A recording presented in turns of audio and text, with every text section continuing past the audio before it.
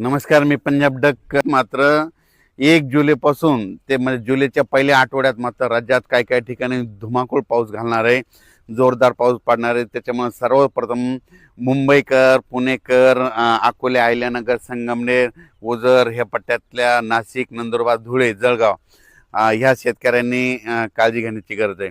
कारण की जुलैच्या पहिल्या आठवड्यात मुंबईकडे देखील मुसळधार पाऊस पडणार आहे. काही ठिकाणी अतिवृष्टी होईल म्हणून हे देखील सर्व शेतकऱ्यांनी लक्षात घ्यायचं. पुण्याकडे देखील अतिवृष्टी होईल, मुसळधार पाऊस पडणार आहे जुलैच्या पहिल्या आठवड्यात म्हणून हे देखील त्यांनी लक्षात घ्यायचं.